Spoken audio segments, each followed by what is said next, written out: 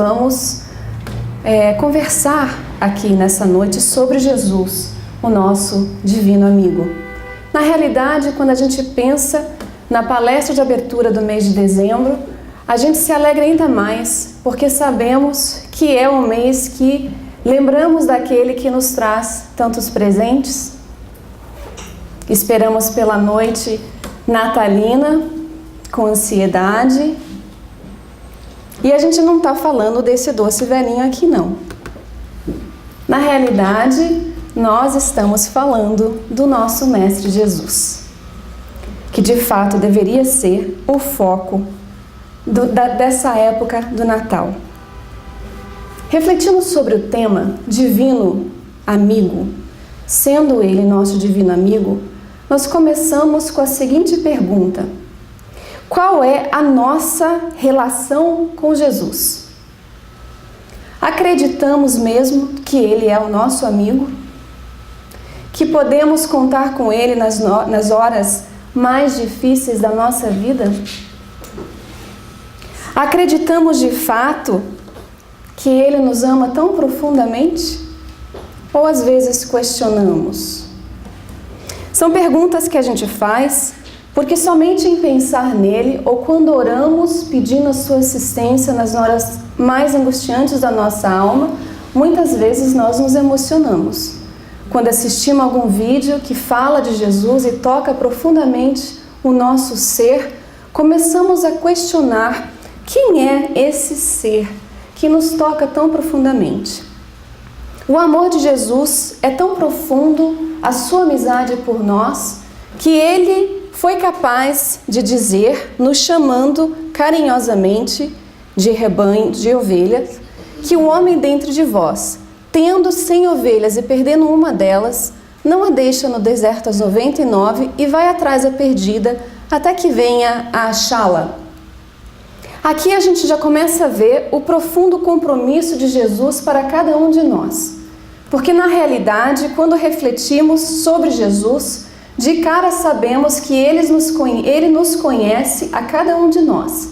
Nós entramos nesse planeta Terra, essa escola que nós temos de aprendizado, ele é o nosso mestre maior e com certeza o mestre, o professor, conhece os seus estudantes por nome, as suas características, as suas potencialidades e muitas vezes incentiva o estudante à melhora. O bom professor, o bom maestre, sabe como potencializar as forças da alma daquele estudante. Como então nós vemos Jesus? Nessa época natalina, é natural que a gente se alegre, se emocione, pense um pouco mais em Jesus, que nos aproximemos mais dele. Mas a realidade é que para outras pessoas essa época é muito triste. Então começamos a questionar, por razões justificáveis, as pessoas muitas vezes nessa época se sentem mais solitárias do que no resto do ano, por não terem familiares, por talvez ter perdido entes queridos nessa época e dói profundamente, ou talvez por enfermidades físicas, espirituais, emocionais, às vezes a questão é financeira. Então nós começamos com essa pergunta: qual é a nossa relação em fazer essas pessoas entenderem a razão principal dessa estação? A pergunta que fizemos no início a vocês, como nós referimos a Jesus, nós a fizemos porque em uma palestra, Raul Teixeira diz que ambos Emmanuel e Joana de Ângeles assinalam que nas esferas superiores, na espiritualidade, os espíritos iluminados não se referem a Jesus por seu nome. Eles, ao contrário, preferem usar outros tipos de adjetivos como estrela polar ou mestre, devido ao reconhecimento da grandeza desse espírito que, de acordo com Raul Teixeira, se preparou 17 séculos de preparação à adaptação psicosfera terrestre para que pudesse reencarnar aqui, em nome de amor por nós. Desse início do estudo, nós conseguimos começar a entender a profundidade desse amigo divino em nossas vidas. preparando o ambiente para que pudesse nos receber. Ele é o nosso amigo divino, mas de acordo com Emmanuel, no livro A Caminho da Luz, ele também se apresenta como o divino escultor. E não somente pela questão de ter preparado, de ter auxiliado no processo geológico da Terra, mas aí a gente vê o nosso divino amigo como o escultor das nossas próprias almas. Porque se somos diamantes on the rough, não sei como se traduz isso, a questão é que ainda temos essa luz a brilhar profundamente aqui que precisa ser lapidada. E os seus ensinamentos e profundo amor de reconhecer essas qualidades dentro de nós vai facilitar para que essa lapidação possa fazer a nossa luz brilhar.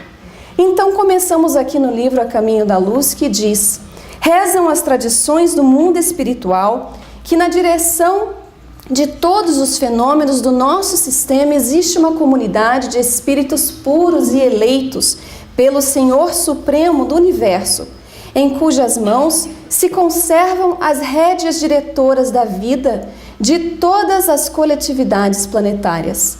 Essa comunidade de seres angélicos e perfeitos, da qual é Jesus um dos membros divinos, ao que nos foi dado saber, apenas já se reuniu nas proximidades da Terra para a solução de problemas decisivos da organização e da direção do nosso planeta por 2 vezes no curso dos milênios conhecidos.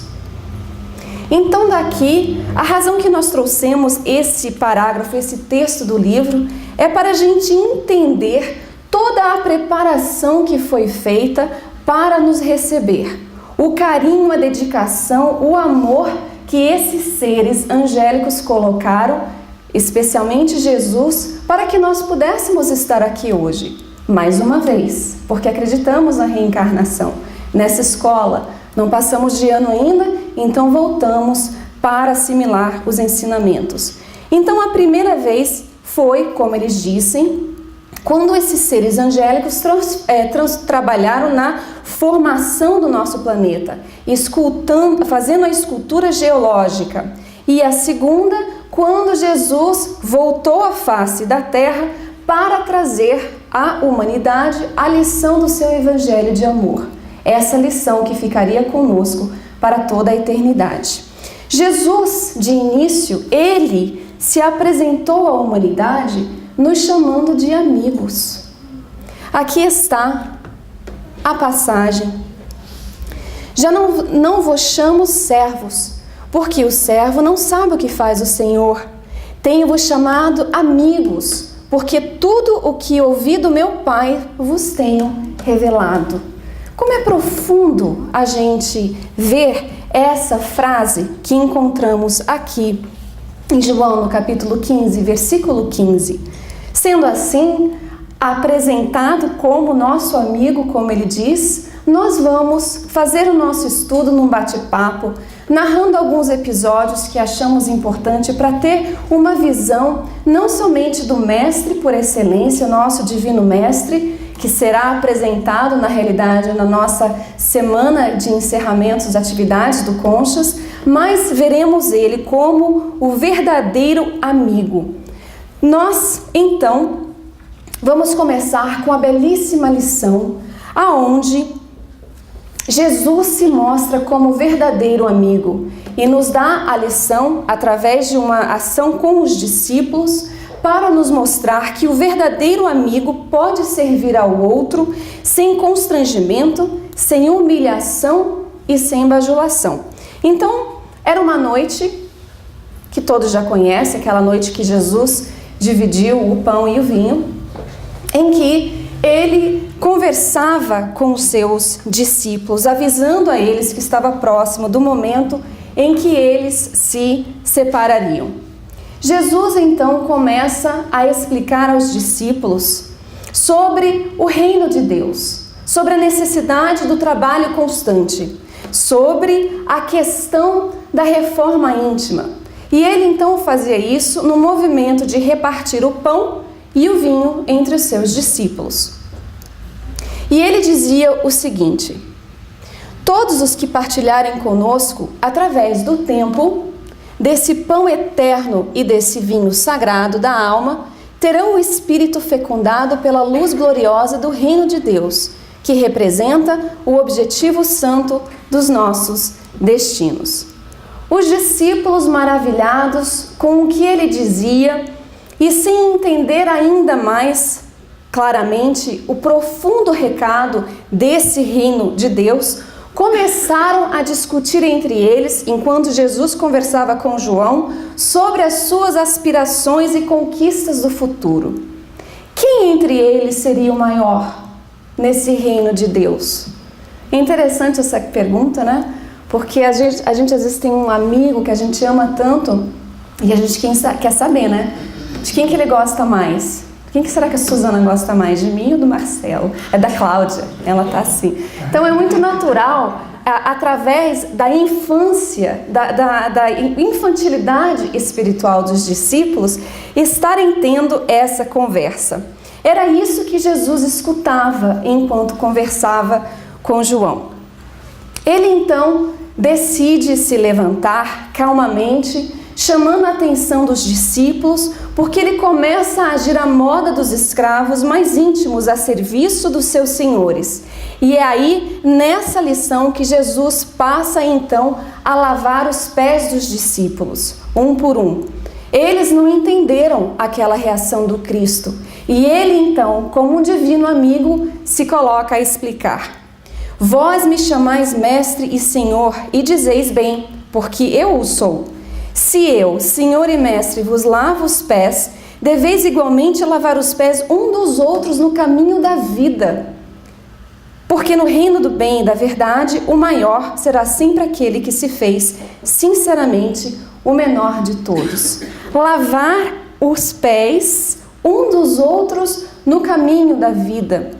Ele então entrega-se a esse ato para ensinar à humanidade, ao mesmo tempo que ensinava aos discípulos, a suprema lição da humildade, do servir. Ele nos explica ainda que na coletividade cristã, o maior para Deus seria sempre aquele que se fizesse o menor de todos. Então, aqui foi uma lição de como sermos melhores amigos, melhores irmãos. É uma daquelas coisas que fica em falar sobre a humildade, em que Jesus também tinha um outro movimento, um movimento muito profundo que a psicoterapia transpessoal, psicologia transpessoal hoje aplica. Ele acreditava e incentivava a nossa potencialidade de alma. Conforme as suas orientações amigas, encontraremos Jesus dizendo para nós: vós sois deuses e podereis fazer tudo o que eu faço e muito mais. Se tiverdes fé do tamanho de um grão de mostarda, direis a este monte: passa daqui para acolá, e ele há de passar, e nada vos será impossível. Tudo é possível àquele que crê. Quantas mudanças poderiam vir do entendimento dessas frases simples e extremamente profunda sobre a nossa capacidade como seres verdadeiramente divinos, de uma essência divina, porque somos filhos de Deus. Se reconhecêssemos verdadeiramente o que temos dentro de nós, ao invés de focar nas fragilidades e fraquezas da nossa alma e começar a acreditar um pouquinho em nós mesmos, no que nós podemos fazer. Então, podemos começar a nos questionar intimamente sobre a nossa potencialidade. Se Jesus tinha capacidade de dizer isso, sabendo que essa lição seria para toda a eternidade, o que estamos nós fazendo deste reconhecimento dessa lição? Porque o mundo já basta de querer nos colocar para baixo. Às vezes, temos familiares difíceis ao nosso redor que não nos encorajam nos nossos passos, que nos julgam profundamente por um momento em que estamos e não aquele que seremos, como fazia Jesus, como faz até hoje. Eu não estou sendo egoísta hoje, ou se estou sendo egoísta hoje, amanhã serei. mais caridosa, a diferença entre o estar e o ser, porque o que somos são seres divinos, como nós falamos aqui. Parece, muitas vezes, que a nossa vida não faz sentido. E, de fato, ela não vai fazer sentido se nós não soubermos o que queremos dela.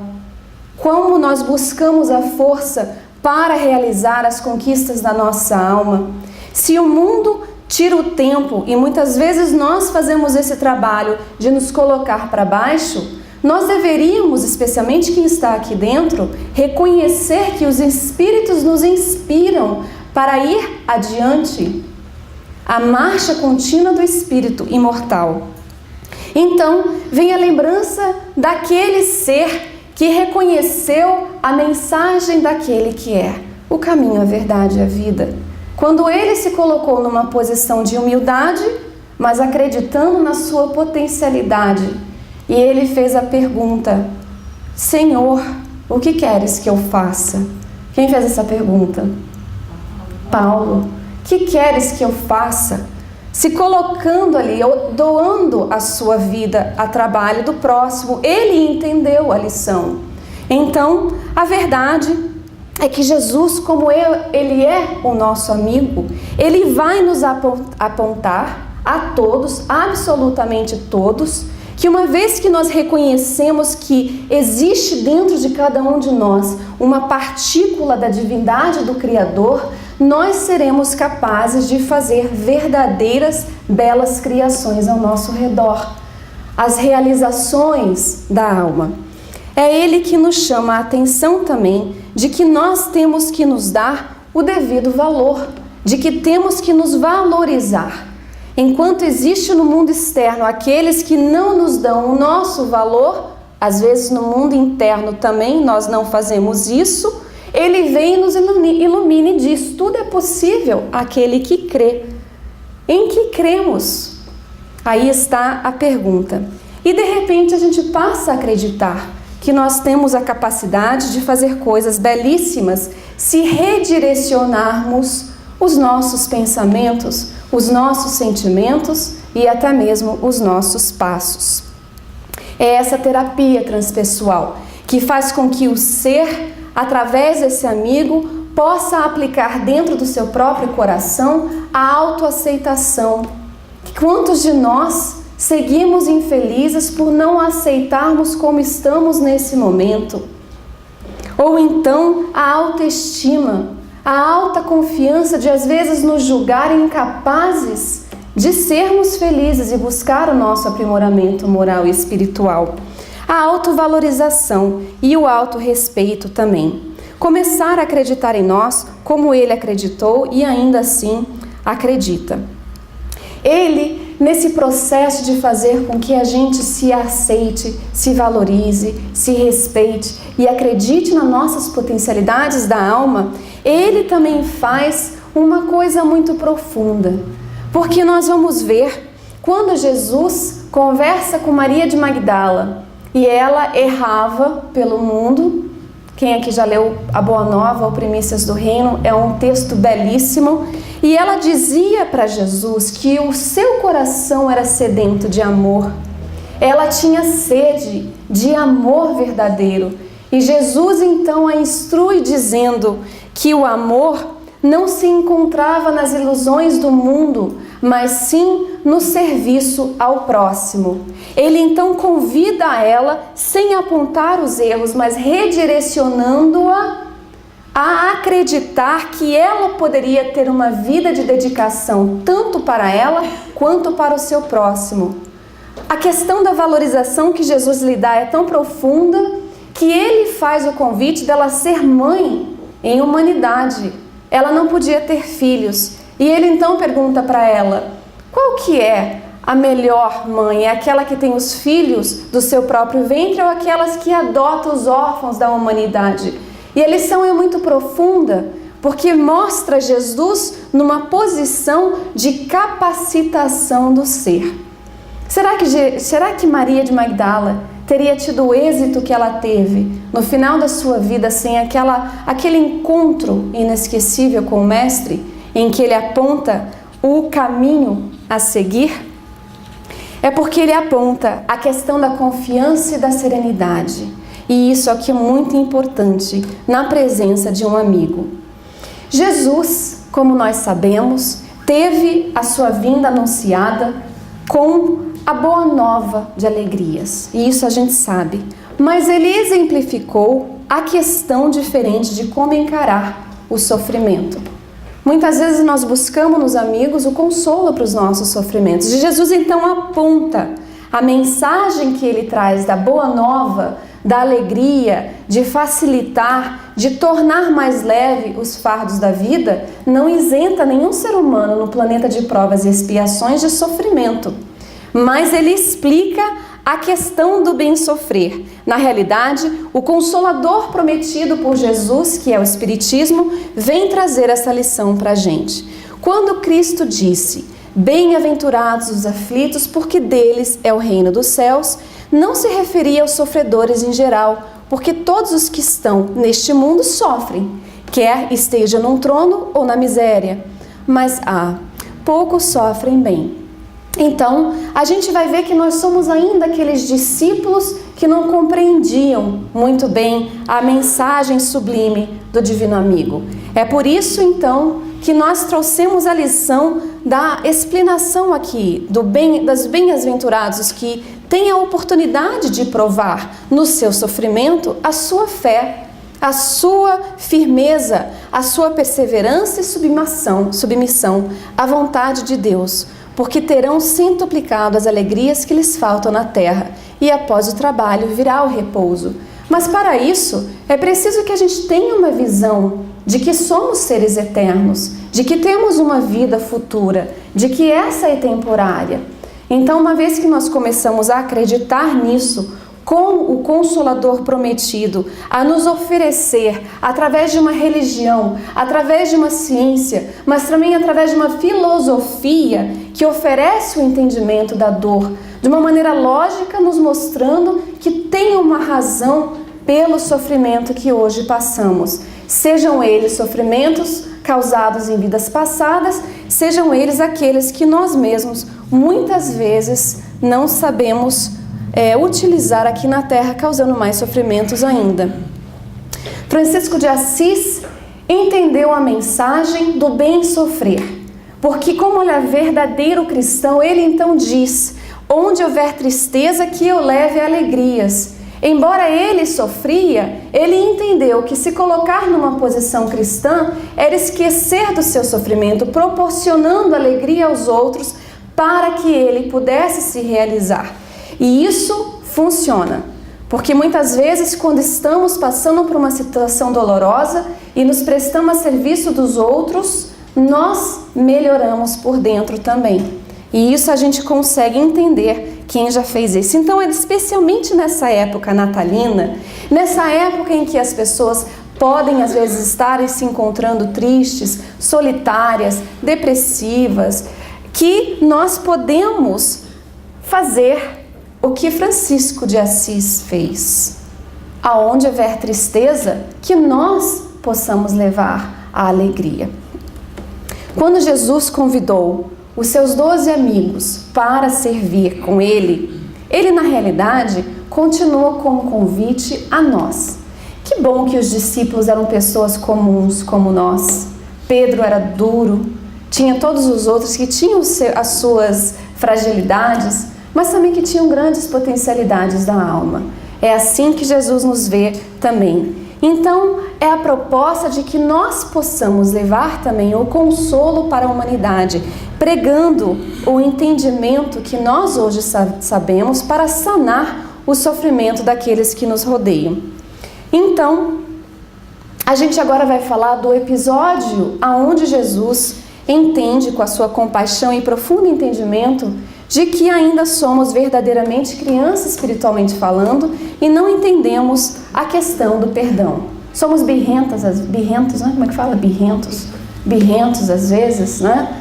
Temos os nossos tantrums e agimos como verdadeiros 2-year-olds, que não sabemos brincar, que não sabemos dividir e muitas vezes que não sabemos perdoar. Veja que interessante que ele vem nos ensinar que o perdão, ele tem um fator libertador. E isso é uma das coisas que a gente se trava em entender, de que o perdão, ele tem uma lição profunda se nós nos colocarmos na disposição de aprender qual é. Então aqui trouxemos duas frases de Jesus.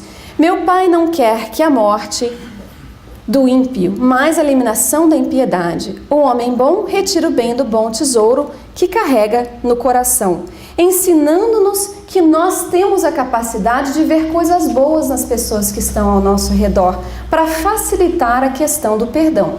Vejamos que é por isso que a doutrina espírita aponta na pergunta 886 do Livro dos Espíritos como entendia a questão da caridade, como era entendida por Jesus. Temos um lema na doutrina espírita que diz que fora da caridade não há salvação. E aí os espíritos instruem que Jesus entendia a palavra caridade como benevolência para com todos, indulgência para as imperfeições dos outros e o perdão das ofensas. Então, fora da caridade não há salvação, nós conseguimos tentar entender por que o perdão ele é libertador em nossas vidas. E aqui nós vemos na realidade que são 3 steps, como se o último ali fosse o step mais alto que nós temos que nos esforçar mais para fazer. A benevolência de tentar entender, de sermos bons uns com os outros, a indulgência de entender que se eu erro, é justo que os outros errem também, não é? De que se eu tenho as minhas fraquezas, o outro terá também. Mas ele vem nos ensinar a tentar buscar algo que seja bom dentro do outro. E isso foi um dos estudos que foi feito aqui pela Suzana, que marcou muito profundamente. Porque aí nos dá um pouquinho de raiva por dentro, que aquelas pessoas que a gente tem dificuldade de perdoar, tem coisa boa. Pensa numa coisa agora. Tem sempre uma coisa boa. As pessoas com quem a gente tem dificuldade de lidar. É o reconhecimento muito importante. E Emmanuel nos chama a atenção dizendo assim: não atingiremos a paz sem desculpar os erros alheios, que em outras circunstâncias poderiam ser nossos. É uma frase bem simples, mas que faz com que a gente pode pensar. Uma das questões que nós temos que lembrar é que Jesus nunca nos cobrou a perfeição. Aliás, como que se reconhece o verdadeiro espírita? Está no Livro dos Espíritos. Quem sabe a resposta? Pelo esforço que faz para domar as suas más tendências. Mas nós também não podemos ter a pretensão de que porque estamos estudando sobre a Boa Nova e os ensinamentos do amigo divino, que nós vamos nos tornar missionários amanhã. Não sejamos tão tough, tão duros conosco mesmos, quando reconhecermos que temos ainda certa dificuldade de agir de acordo com os ensinamentos do Cristo. Isso porque nos dizem os Espíritos que o progresso ele é gradual, ele acontece de pouco a pouco, não acontece assim tão rapidamente. É muito claro, com todas as lições, com todos os passos, os ensinamentos e exemplos que Jesus nos trouxe, que nós vemos o compromisso dele conosco. Mas a questão que nos faz pensar é: qual é o nosso compromisso com Jesus? Com o nosso amigo? Porque nós não podemos mais dizer que não conhecemos o caminho. Ele disse: eu sou o caminho, a verdade e a vida. Então, analisando sobre isso, Raul Teixeira trouxe alguns pontos na qual, para sermos verdadeiramente merecedores dessa amizade divina, nós podemos firmar um compromisso conosco mesmo e com o Mestre, pedindo a assistência dele. O primeiro ponto que nos traz é que vos ameis uns aos outros. O compromisso que ele traz aqui: como eu vos ameis a vós, que também vós uns aos outros vos ameis. Nisto, todos conhecerão que sois meus discípulos, se vos amardes uns aos outros.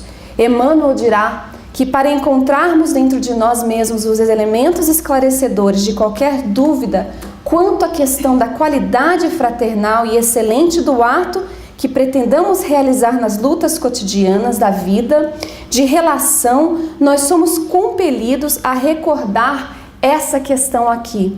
Porque foi uma explicação meia longa, que vou agora simplificar.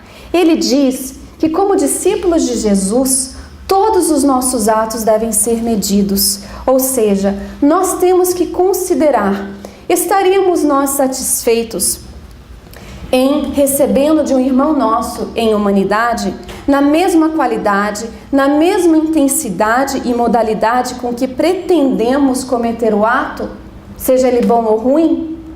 Nós começamos a pensar mais claramente sobre essa questão.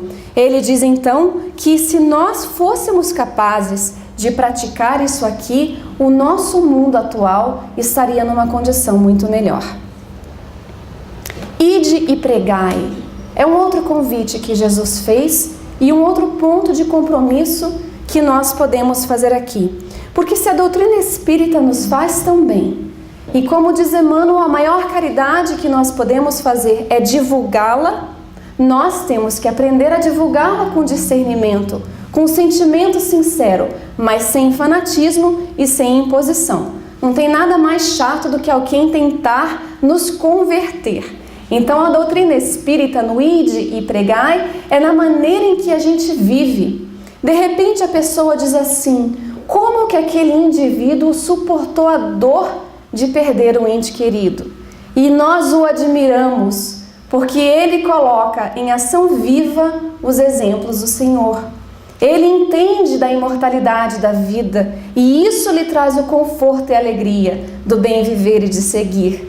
Então ele serve de instrumento para o outro, e isso nos sensibiliza a alma profundamente. Como que essa pessoa tem a força de suportar os problemas da vida, que sejam financeiros?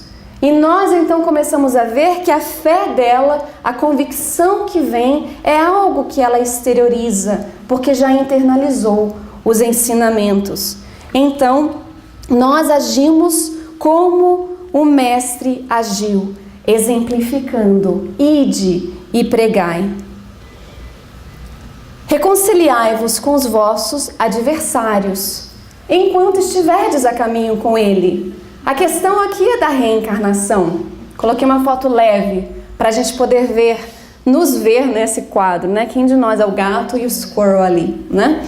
Então, Jesus já falou sobre a reencarnação. São tantos os exemplos que nós poderíamos dar, mas nós vamos parar aqui com este ponto e pensar em nós mesmos. Não precisamos de exemplos do Evangelho, porque sobre a nossa reencarnação, quem está entendendo ela na pele, no perispírito e no espírito, somos nós.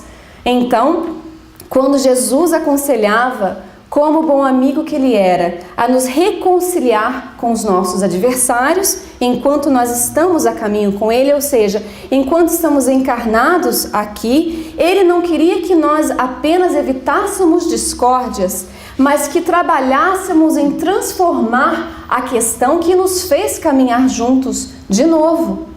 E isso que a gente tem que ver, evitar com que elas se perpetuem nas existências futuras e até mesmo às vezes no plano espiritual depois da morte física. Muitas vezes os nossos companheiros são os mesmos das viagens antigas, da qual não soubemos aprender a amar e perdoar. Ele vem então e nos diz que nós temos que ser mansos como as pombas e prudentes como as serpentes. Quem já escutou esse ensinamento de Jesus? Porque na questão de pregar o Evangelho, nessa passagem, Jesus orientou os apóstolos a respeito do que eles encarariam com a missão específica da divulgação da Boa Nova, do ide e pregai. Ele afirmou então que os enviava como ovelhas no meio de lobos e que deveriam ser mansos como pombas e prudentes como serpentes. Dessa maneira, é possível que a gente entenda a questão se nós formos pensar sobre as dificuldades que todo discípulo de Jesus encontra no caminho. Na nossa condição de homens bons, coloco nossa condição porque estamos querendo ser homens bons, nós, quando estamos no mundo onde existe tanta maldade, o mundo não é tão cor-de-rosa ainda, nós temos que prestar atenção ao nosso redor, às tentações, aos problemas que tentam nos desviar do caminho reto, então a lição de Jesus é significativa. Mas ele identificou uma qualidade à serpente, vocês notaram? O que é a serpente? Quando penso em cobra, eu quase morro, né? Cobra para mim é aquele animal que dá medo e repulsa, mas ele faz uma característica à serpente, realçando-a de forma positiva. E a razão que ele fez isso é para que nós, nesse lidar com as pessoas que agem como lobos, nós possamos ver a qualidade que exista no outro. Então, é o que nós falamos no início, de acreditar que em cada pessoa que nos faz algum mal, existe nele uma qualidade sim, e começar a trabalhar na benevolência, na indulgência e no perdão. Para finalizar, o último ponto, ele diz então assim: aquele que perseverar até o fim será salvo. É a continuidade do compromisso que é essencial para a nossa felicidade. Nós não podemos parar, estagnar, não podemos desistir, não podemos mais olhar para trás. A caminhada é longa, mas ela é florida e bela para aqueles que semeiam ao seu redor. Pela condição do nosso mundo ser de provas e expiações, o nosso processo evolutivo vai apresentar para a gente ainda situações surpresas, os pop quizzes da vida, que vai exigir de nós esforços muito grandes para mantermos ali na linha reta. Então, salvo é aquele que sabe quem é, o que ele quer da vida, como realizar e, mais ainda, confiante na vida e no Senhor, ele se entrega ao compromisso de autoiluminação. Porque Jesus veio na terra com um compromisso específico de vida. Ele veio, então, construir o reino de Deus na terra. A nossa construção é o reino dos céus no nosso coração. É construir o reino dos céus nos nossos corações. Porque Jesus é o nosso governador do nosso planeta, que assumiu perante a Deus a posição de amigo divino eterno ao nosso lado, ele está aqui para nos conduzir, para nos mostrar o caminho, a verdade e a vida. E já falamos tanto do nosso Mestre Jesus, desse amigo, nos mostrando que na realidade nós somos verdadeiramente seus irmãos menores. E se somos seus irmãos menores, nós temos a quem olhar e admirar e seguir. E ele nos aponta mais uma coisa, de que se somos todos filhos em humanidade, o nosso Pai que está no céu, Senhor de todo o universo, garante a nós a nossa herança lá na frente, com a nossa própria autoiluminação. Nós vamos finalizar com um vídeo, com uma mensagem que explica muito bem como é a condição de Jesus na nossa vida e como nós podemos olhar para Ele, especialmente se para algum de nós aqui essa época for difícil nesse momento, que nós possamos ter a confiança e a segurança de acreditar nesse amigo divino. Então eu vou pedir para desligar a luz, por favor.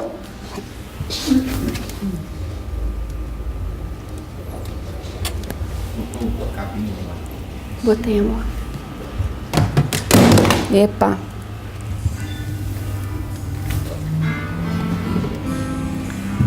Peço desculpa que as letrinhas ficaram meio fosca.